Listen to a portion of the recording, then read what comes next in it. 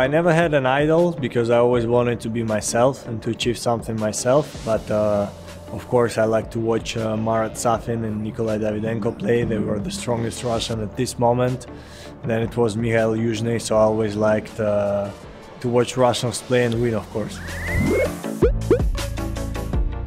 I was practicing around 2 hours per day tennis and maybe 1 hour per day physically, which was not enough, but after I started to do it differently.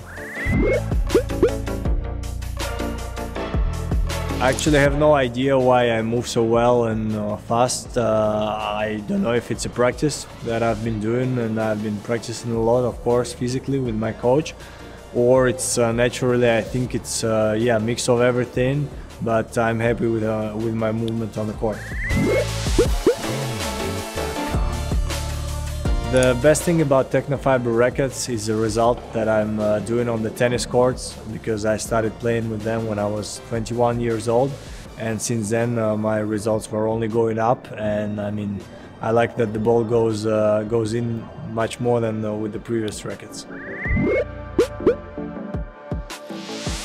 I have a lot, to be honest, starting with junior times. When you win a tournament, it's a special feeling.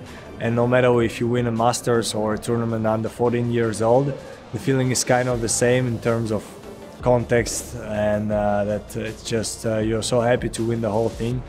But of course, at this moment, the most memorable moments in my career are 2 Masters titles and a Grand Slam final.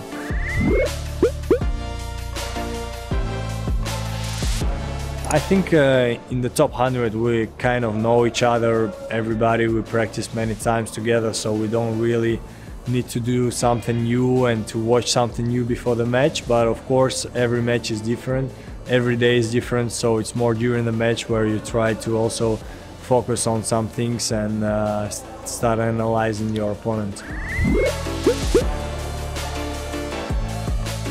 Actually, I want to say that every person is different, so each of top 100 players are different.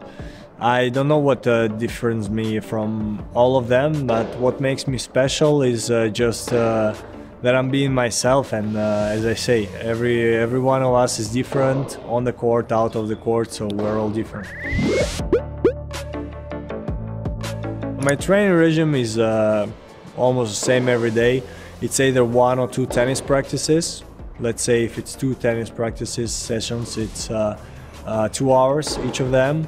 If it's 1, it can be between 2 and 3 hours. 1 physical session, around 1 hour 30, and then some stretching, physio work, and that's it.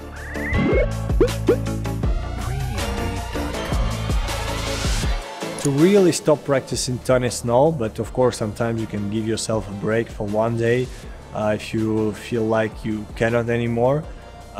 What makes me not stop, just because I like tennis. I liked it since my junior years, and I always want to improve, I always want to be better, I want to see my limits, and that's why I want to practice every day.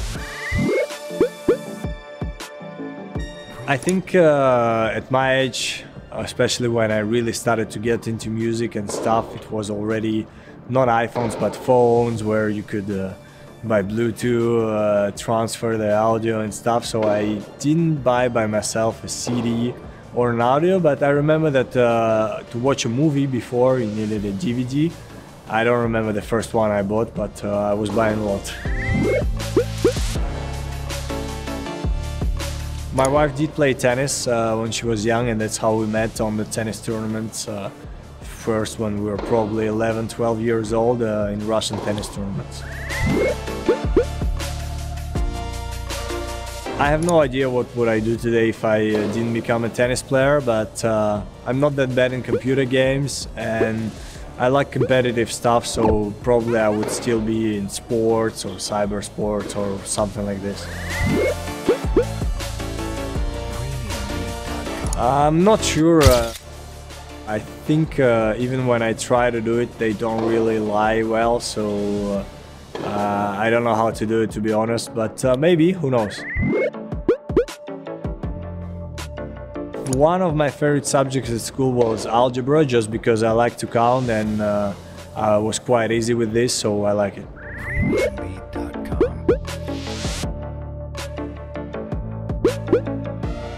Not showing emotions, well, I show a lot of emotions during the match, so it's only after my victories that I don't show them. And I don't know, I just like it like this. Probably I will never change it.